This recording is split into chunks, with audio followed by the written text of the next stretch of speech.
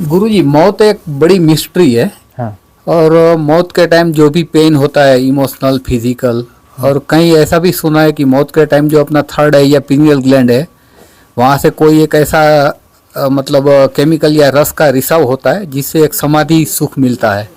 और अस्तित्व उतना निर्दयी तो हो नहीं सकता कि मौत एकदम क्रूर तरीके से भी उसको मतलब पेन हो। तो ये थोड़ा आप अनफोल्ड करिएगा। हाँ, मृत्यु की बात जो हो रही है, जिस मृत्यु की बात हो रही है, यह मृत्यु कौन सी मृत्यु है? Dissociation of physical world या physical body. Dissociation of physical body, उसको हम क्या कहते हैं? मृत्यु। इससे एसोसिएशन का टूट जाना। अब साधना में कहते हैं मरो हे जोगी मरो, मरो मरण है मीठा, इस मणि मरो जिस मणि गोरख मरी दीठा। मतलब साधना में जाओगे वहां भी डी एसोसिएशन होगा बॉडी से। डी एसोसिएशन होगा तो मृत्यु जैसी कोई घटना घटेगी, ठीक है ना। और एक मृत्यु कौन सी है? जिसमें शरीर डिजॉल्व हो रहा है, शरीर से डी एसोसिएशन हो रहा है, शरीर से हम पृथक हो रहे हैं, अलग हो रहे हैं, उसको हम मृत्यु कह देते हैं। उसके लिए हमने एक शब्द चुन लिया है, मृत्यु, ठीक है ना। अब वो जो मृत्यु वहां घटती है तो वहां पर जो है बहुत सारी चीजें घटती हैं। ऐसा होता है कि उस समय में जो है, मृत्यु के समय में, एक वो जो फांसी वासी होती है ना, फांसी उस समय कौन सा भय का केंद्र ज्यादा वो रहता है ना। फांसी लगने वालों को मलमूत्र निकल जाता है, सुना है ना आपने? जब फांसी लगती है उनका मलमूत्र निकल जाता है, जैसे होता है तो मलमूत्र बाहर हो जाता है। ऐसे जब ये नॉर्मल मृत्यु होती है ना, तो नॉर्मल मृत्यु में क्या होता है, बड़ी ये तो स्मूथ वे में एक जाके हो रही है, तो इसमें जो है दो संभावनाएं होती हैं। दो संभावनाएं होती हैं, या तो वीर्यपात होगा या पीनियल ग्लैंड से स्राव होगा। ऊर्जा या तो इस तरफ से जाएगी या उस तरफ से जाएगी। फिर ऊर्जा का निकास होना है, ऊर्जा का प्रवाह का निकास होना है, तो इधर से हो या उधर से हो, तो पीनियल ग्लैंड में जाएगी। अंत समय में जो है जिस चीज को संभाल के रखा है ना, वो उसका पूरा एक बोलते खजाना है, उसका कहीं ना कहीं उपयोग कर लो। खजाना है, अब तो जा तो रही है, उसका उपयोग हो जाए तो सहज है, वो एक बना हुआ प्रोग्राम है। या इधर या उधर अपना कुछ ना कुछ ऐसा हो जाता है। या हृदय चक्र से बोले प्राण निकले, किसी के मुख से निकल गए, तो वहां से रिलेटेड कुछ ना कुछ संवेदनाओं का कुछ काम हो जाता है। कुछ लोगों का, सबका नहीं होता वैसे, पीनियल ग्लैंड से स्राव हो जाता है, या होता है, बाकी सबका भी होगा, तो किसी का कम होता है, किसी का ज्यादा होता है।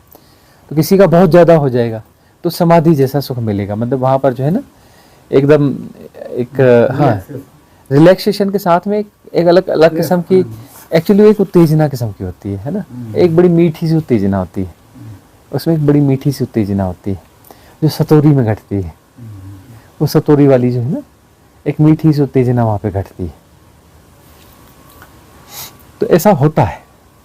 मतलब मर्डर वगैरह में हमको जो फिजिकली पेन दिखता है, हाँ, वो एक्चुअल में किस हद तक होता होगा कि हमको जो दिखता है वो बहुत ज्यादा दिखता हो और एक्चुअल में एहसास कम? ज्यादातर मामलों में तो यह होता है कि जैसे मर्डर हुआ, किसी को चाकू घोंप दिया, चाकू घोंप दिया, तो जो तड़फ रहा है, हमें लगता है बेचारा बेचारा, वो बेचारा तो कहाँ बेचारा, वो तो बाहर निकल के खड़ा है। थर्ड बॉडी तुरंत बाहर निकल जाती है, थर्ड बॉडी बाहर निकल के खड़ी हो जाती है। जो कॉजल बॉडी, सूक्ष्म शरीर, तुरंत बाहर निकल के खड़ा हो जाता है। फिर वह देखता रहता है कि ये बच सकता है तो घुसूंगा, नहीं तो नहीं घुसूंगा। कुछ ठीक ठाक है तो घुसूंगा, और वो तड़फड़ाता रहता है, वह तड़फड़ाता रहता है। ये जो बकरे को, मुर्गे को ऐसे काट देते हैं ना, सीधे काट देते हैं, वो तड़पता रहता है, बेचारा इतना तड़फड़ा। अरे वो आत्मा तो कभी, वो जो थर्ड बॉडी कहना चाहिए, सूक्ष्म शरीर और पीछे के सारे शरीर जो है बाहर निकल के खड़े हो जाते हैं।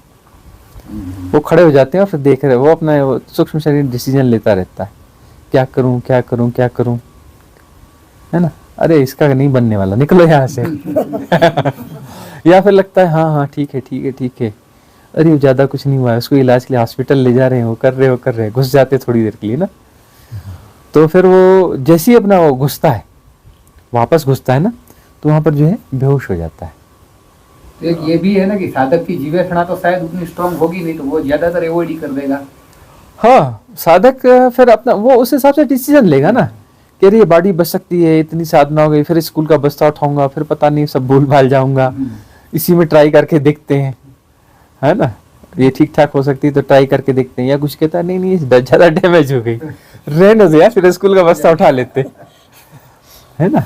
उस हिसाब से वो होश है, यदि तो होश है तो वहां पर वो होगा। हाँ, और वो कोई बेहोश रहते हैं ना, उनकी वो बॉडी तो निकल जाती है लेकिन थोड़ी देर में वापस घुस जाती है। अभी गुरुजी जो हमारे लास्ट क्वेश्चन वाली मौत की, मर्डर की, या जो भी फिजिकल पेन वाली बात हुई, तो हम ये समझे क्या कि जैसे ही मतलब उसको बॉडी को एक हद से ज़्यादा पेन फील हुआ तो या तो वो बेहोश हो जाएगा या उसका कोजल बॉडी बाहर निकल जाएगा, तो बॉडी को, फिजिकल बॉडी को कुछ पेन नहीं हो रहा है, लेकिन उनकी नर्वस सिस्टम में जो करंट का जो प्रवाह है वो अवरुद्ध हो गया, तो उसी हिसाब से तड़फन दिखती है, ऐसा कुछ। हाँ, तड़फन वैसी होगी ना, क्यों नर्वस सिस्टम सारा डिस्टर्ब हो गया तो वो जो है उस डिस्टर्बेंस के कारण उसमें वो मूवमेंट होने लगता है, और वो तड़फ रहा है, ऐसा नहीं, वो तड़फना होता है, उस तड़फने को जाना भी जाता है, उसको जाना भी जाता है। ये जो बहुत गहरे एक्सीडेंट वगैरह होते हैं जिनके साथ ऐसा होता है ना, उनसे उनके बाद में अनुभव पूछो, बोलते हैं हम तो बहुत गहरी नींद, बड़े सुख में चले गए थे, है ना, हम बड़े गहरे सुख में चले गए थे, बाद में होश आया तो हम हॉस्पिटल में थे, ऐसा कहते हैं। और बाहर उनको देखो तो बोले रे इसको तो ऐसा हो रहा है, बड़ा पेन हो रहा है, यह हो रहा है, वो हो रहा है, फलाना। और जब हॉस्पिटल में वह थोड़ा उसका ड्रेसिंग हो जाती है, हो जाता है, फलाना हो जाता है, थोड़ा नॉर्मल हो जाता है, तो बाहर तब तो कहता है यहाँ बड़ा दर्द है, यहाँ बड़ा दर्द है। उस समय जो है वो अपना उससे अपना भौतिक शरीर से सब थोड़ा डिस्टेंस क्रिएट कर लेते हैं, क्योंकि एसोसिएशन होगा तो उतना दर्द होगा, एसोसिएशन टूट जाता है, एसोसिएशन टूटने का मतलब ही बेहोशी होता है ना, तो वो जो बेहोशी में एसोसिएशन टूटता है, और एक होश में एसोसिएशन तोड़ने वाली बात होती है, एक बेहोशी में, तो वो बेहोशी में होता है। लेकिन जो है उनको बड़ा वहां पे बोलते हैं हम लोग बड़े सुख वाली स्थिति में पहुंच गए, तो जब वापस आते हैं तब फिर कराते पैर में बड़ा दर्द है, उस समय पैर टूटा हुआ था या बहुत खतरनाक स्थिति थी, जख्म था तब नहीं हो रहा था, अब जख्म में पट्टी भी हो गई, ये भी हो गई, इंजेक्शन लग गया, ये हो गया, सब हो गया, उसके बाद बोलते हैं बड़ा दर्द है, क्योंकि अब जो है उसके साथ वापस एसोसिएशन हो गया। तो स्वाभाविक स्थिति है, वो तो होता ही होगा ही, शरीर में वापस आया और शरीर के साथ फिर तादाद में बना तो दर्द तो सबको होगा। इवन जो है बुद्ध पुरुषों को ज्यादा होता है, क्यों? क्योंकि उनकी संवेदनशीलता ज्यादा रहती है। काशी के महाराजा कुछ ऑपरेशन हुआ था, हाँ, और उसमें कुछ मतलब बेहोश, बिना बेहोश। हाँ, उस घटना को हम बताते हैं कि काशी के महाराजा का अपेंडिक्स का ऑपरेशन होना था। तो अपेंडिक्स का ऑपरेशन था, उस जमाने की बात थी, अंग्रेजों का राज्य था, मतलब अंग्रेजों का ही था, तब वो अपना इन लोगों से भी वो कर लेते थे, राजाओं से भी पैसा लेते थे वो अपना। तो अब जो है काशी के महाराजा जो हैं उनका अपेंडिक्स का ऑपरेशन होना था, उन्होंने डॉक्टरों ने आके चेक किया, सब अंग्रेज थे, उन्होंने चेक किया, बोले नहीं ऑपरेशन तो जल्दी करना ही पड़ेगा। तो उन्होंने फिर अपनी पूरी टीम बुलाई, वो किया कि इनके महल में ही ऑपरेशन होगा, वहाँ पर जो है वैसी सारी व्यवस्थाएं, जो ऑपरेशन थिएटर जैसा उन्होंने उस जमाने के हिसाब से जैसा हो सकता था वैसा क्रिएट किया। क्रिएट करने के बाद में उन्होंने कहा कि भाई आपको जो है एनेस्थीसिया देना पड़ेगा, जो भी बेहोशी की दवा है आपको देनी पड़ेगी, उस समय के हिसाब से जो भी होगा। उस समय तो क्या मॉर्फिन वगैरह दिया जाता था ना, एनेस्थीसिया कहाँ होता था, हाँ मॉर्फिन देते थे ना, कि मॉर्फिन देंगे और उसके बाद में ऑपरेशन करेंगे, पूरा शरीर सुन्न हो जाएगा। बोले नहीं मैं तो नशा करता नहीं, कोई नशीली चीज़ तो मैं खाता ही नहीं। तो बोले वो तो दर्द बहुत ज़्यादा होगा, आप तो दर्द में ही छटपटा जाओगे, छटपटाओगे तो सब हिल जाएगा, इधर उधर चपचाप जाएगा, मर जाओगे। बोले नहीं नहीं मैं हिलता डुलता नहीं हूँ, मैं जो है हिलूंगा डुलूंगा ही नहीं, आप काटो पीटो कुछ भी करो, कोई फर्क पड़े नहीं वाला नहीं है। बोले ऐसे कैसे संभव है? बोले ऐसे संभव है, बस एक चीज़ करनी पड़ेगी, मुझे परमिशन होनी चाहिए गीता पढ़ने की, मेरे सामने गीता रहेगी, लोग अपना खड़े रहेंगे, मैं गीता अपना पढ़ता रहूंगा लेटा हुआ, इधर नीचे आप क्या कर रहे हो मुझे कोई लेना देना नहीं, काटो पीटो कुछ भी करो। तो अब जो है वो राजा बोल रहा है, तो राजा बोल रहा है तो फिर वहां पर तो सवाल उठाया नहीं जा सकता, कॉमन मैन रहता तो उसको पकड़ के दो झापड़ लगा के जबरदस्ती मॉर्फिया लगा कर इसका ऑपरेशन कर देते। अब राजा है, वो महाराजा है, तो अब और वो महाविद्वान है, तो उसकी बात को तो अब इनकार किया नहीं जा सकता। बोले नहीं तुम करो, ऐसा करो, ठीक है, आदेश हो गया तो करना पड़ा। अब वो किया गया तो डॉक्टर डर रहे हैं और धीरे धीरे कर रहे हैं, थोड़ा सा चीरा मारा देखा तो कुछ डोल ही नहीं रहे, वो अपनी गीता पढ़ रहे हैं, और फिर जो थोड़ा चीरा बड़ा किया तो देखा कोई दिक्कत नहीं, फिर आराम से काटा पीटा, उनको आ गया बल आ गया कि नहीं नहीं कुछ नहीं होने वाला है। बड़े आराम से उन्होंने ऑपरेशन किया, सिल साल किया, सब कर लिया, वो कर लिया। और उसके बाद में अपना जो है बाद में उन्होंने पूछा कि भाई ये बताओ, आप बढ़िया अपना गीता पाठ करते रहे, अपना उसमें लगे रहे, तो ये इसका राज क्या है, हमें बताओ तो सही, डॉक्टर तो पागल हो गए, और तुमको तो कॉमन छोटी मोटी जानकारियां होती हैं, डॉक्टरों को वैज्ञानिकों को ज्यादा तो जानकारी होती नहीं है ना। जितने उन्होंने रिसर्च पढ़े रहते हैं उससे उतनी जानकारी रहती है, उससे ज्यादा तो उनको नॉलेज होता नहीं। तो अब वो जो है बोले कि हमें राज बताओ कि मामला क्या है। बोले मैं एक समय में एक ही काम करता हूँ, जब मैं गीता पढ़ रहा होता हूँ ना तो मैं गीता पढ़ना हो जाता हूँ, दूसरा कोई बचता ही नहीं।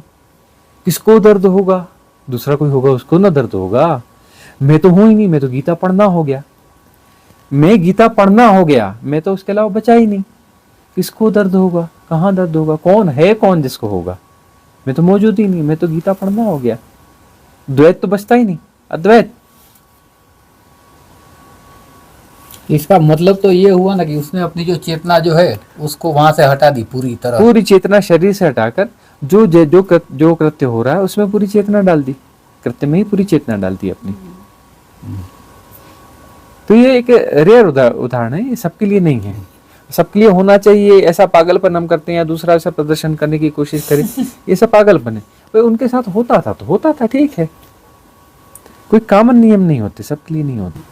और गुरुजी एक चीज, हम लोग बोलते हैं कि मौत है वो एक्चुअल में बहुत सबसे बड़ा झूठ है। ये एक्चुअल में स्पिरिचुअल लोगों की बात कर रहा हूँ, मौत सबसे बड़ा झूठ है। दूसरी तरफ साधक लोग या जो भी स्पिरिचुअल लोग है वो मौत से बचते भी है, और समाज में जो अन्याय या कुछ होता है तो वो इसलिए भी चुप बैठते हैं कि वहां जाएंगे तो खुद हमारे ऊपर खतरा है। तो ये दोनों थोड़ी कंट्रोवर्सी बात लग रही है। देखो, शरीर क्या है, अवसर है, शरीर अवसर है। इस शरीर को धारण क्यों किया था साधक ने, इस शरीर के माध्यम से मुक्ति की साधना करेंगे, तो उसका टॉप प्रायोरिटी क्या है, साधना है।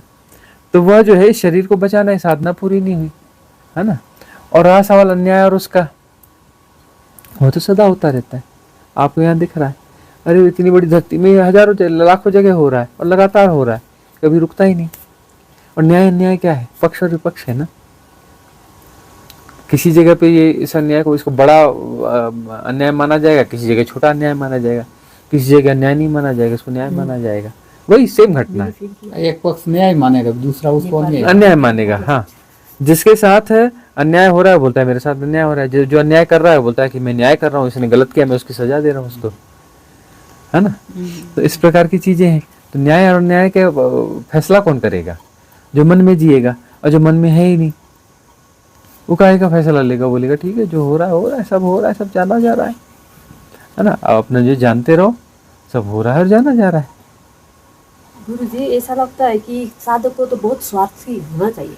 हाँ, स्वार्थी होना चाहिए, तभी तो स्वार्थ घटित होना चाहिए ना, स्व का अर्थ घटित होना चाहिए। अरे दूसरों का अर्थ क्या जान रहे, दूसरों का अर्थ तुम कैसे जानते हो, अपने आप को नहीं जानते, दूसरों को क्या जानोगे। उसके स्वार्थी, स्व का अर्थ जानने वाला होना चाहिए कि मैं कौन हूँ। पहले यही तो जान लूं कि मैं कौन हूँ, तब तो दूसरों के बारे में उंगली करूँ, ये सही है, ये गलत है, ये अच्छा हो रहा है, ये बुरा हो रहा है। तुम्हें कैसे पता चला कि अच्छा हो रहा है बुरा है, तुम हो कौन, मैं कौन हूँ। अरे मैं मुझे पता ही नहीं मैं कौन हूँ। जब तुम हो, तुम्हें खुद नहीं पता कि तुम कौन हो, तो दूसरे के बारे में तो फैसला करने वाले क्या होगे। और गैर साधक तो तुम कौन हो तो बोलेगा मुझे नहीं जानते, मैं फलाना हूँ, मैं ठिकाना हूँ, मैं ये हूँ, इतना पढ़ा लिखा हूँ, फलाना हूँ। वो गैर साधक ऐसी बात करेगा। साधक बोले पूछे तुम कौन हो, नहीं मुझे तो नहीं पता, मैं तो ढूंढ रहा हूँ भाई, अभी मुझे क्या पता मैं कौन हूँ, उसी लिए तो जन्म लिया, उसी लिए तो खोज रहा हूँ, पता चल जाए तो समस्या खत्म हो जाए। तो भाई उसको तो अपनी जगह पे खड़ा होना चाहिए ना। अभी मुझे खुद के बारे में ही पता नहीं, मैं दूसरों के उसमें टांग के फंसा रहा हूँ, ज्यादा क्यों उंगली कर रहा हूँ।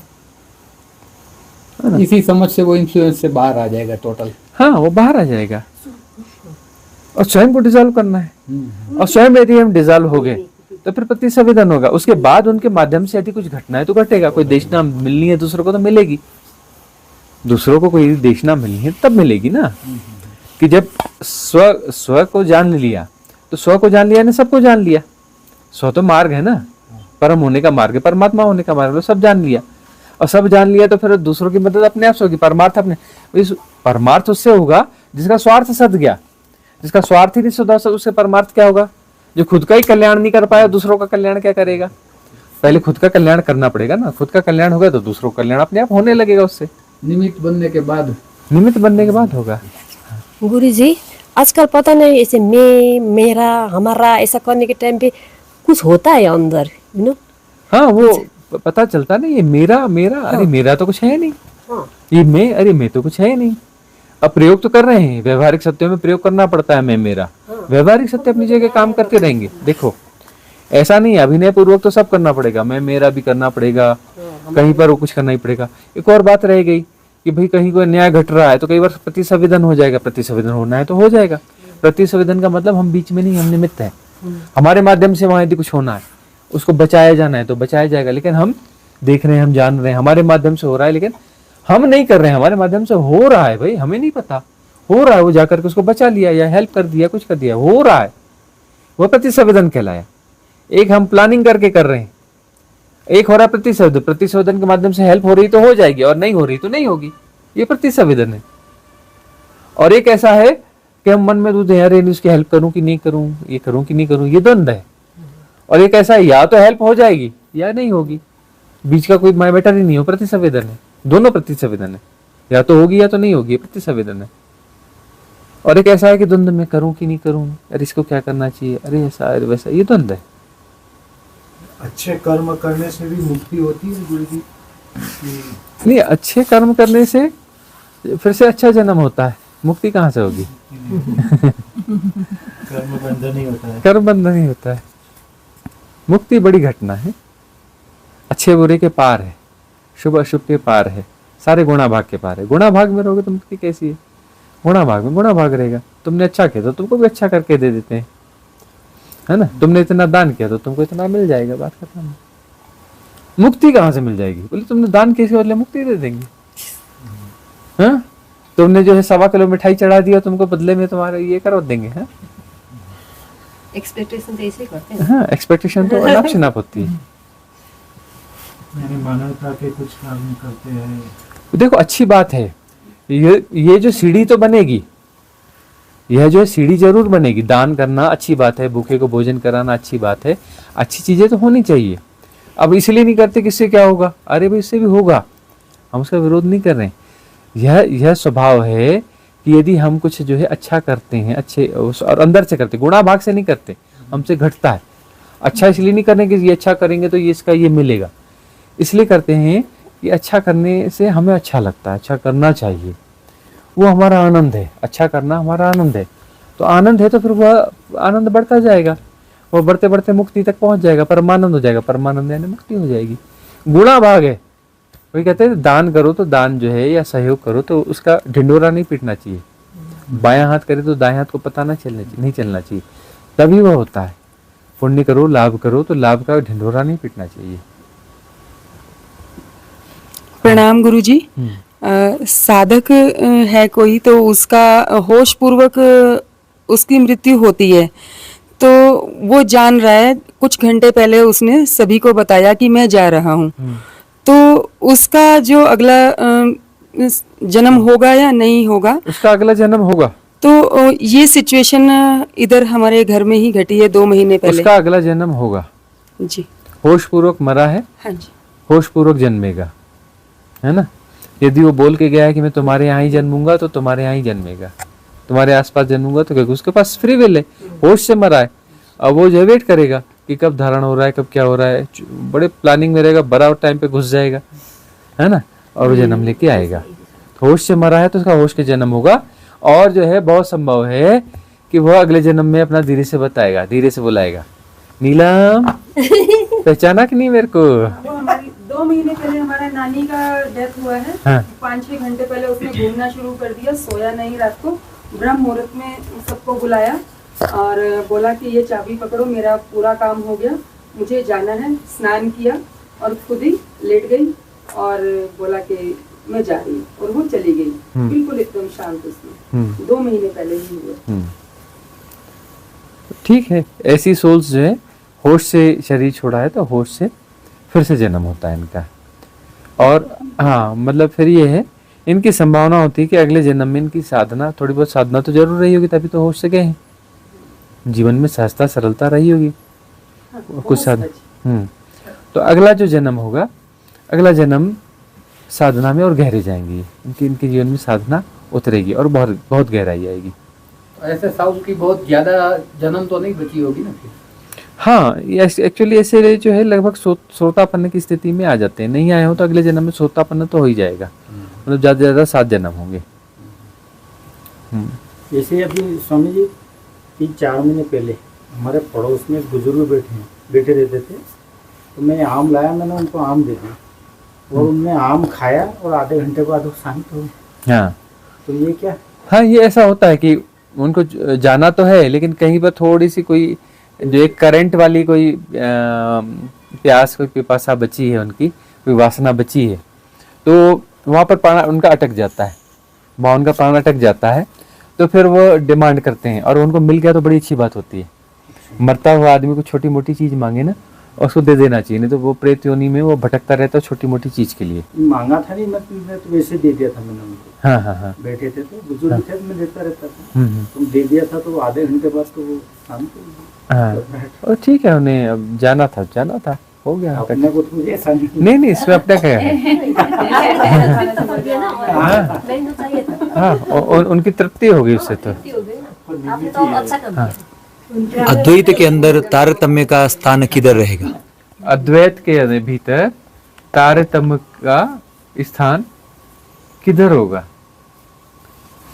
अद्वैत के भीतर, अद्वैत का अर्थ होता है तारतम्यता परिपूर्ण हो गई। अद्वैत का अर्थ है तारतम्यता परिपूर्ण हो गई। अब न तारतम्यता है न गैर तारतम्यता, सारी तारतम्यता का खेल ही खत्म हो गया। अद्वैत का अर्थ है तारतम्यता का खेल खत्म हो गया। तो जो है साधना घटती है, समाधि घटती है, तो समाधि घटने के बाद में फिर वापस लौट के आते हैं, तो फिर वापस तारतम्यता में आते हैं। तो उस समय में तारतम्यता खत्म हो गई। अब फिर यहाँ आते हैं तो यहाँ तारतम्यता फिर रहेगी, लेकिन वो तारतम्यता बड़ी रिदमिक रहेगी, बड़ी संगीतमय होगी, शानदार प्ले होगा उस तारतम्यता का, बड़े शानदार प्ले होगा। और प्ले होने के बाद वो बीच बीच में तारतम्यता के बाहर जाते रहेंगे, समाधि में जाते रहेंगे और फिर वापस समाधि में आते रहेंगे। और जो अद्वैत में अभी नहीं पहुंचा है तो उसके जीवन में तारतम्यता नहीं है। द्वैत का मतलब तारतम्यता गड़बड़ है, संगीत नहीं है, हारमोनी नहीं है। और अद्वैत का मतलब जो है हारमोनी आकर के, हारमोनी के द्वारा हम अद्वैत में जाते हैं। पहले हारमोनी आएगी और फिर अद्वैत में, हारमोनी के भी पार चले जाएंगे, फिर हारमोनी के पार जा करके फिर वापस लौट के आना होता है, लेकिन वापस लौट करके फिर हारमोनी में रहते हैं, फिर हारमोनी चलती रहेगी। हारमोनी यानी अद्वैत और द्वैत के बीच की अवस्था। अद्वैत और बीच की अवस्था क्या है? हारमोनी। और हारमोनी में फिर अपना जो है उधर चले जाते हैं, कब? अद्वैत में चले जाते हैं, अद्वैत से फिर हारमोनी में आ जाते हैं, फिर वो चलता रहता है। फिर एक ऐसा समय आता है कि वो पूरी तरह से छलांग मार देते हैं अद्वैत में और खेल खत्म, पैसा हजम।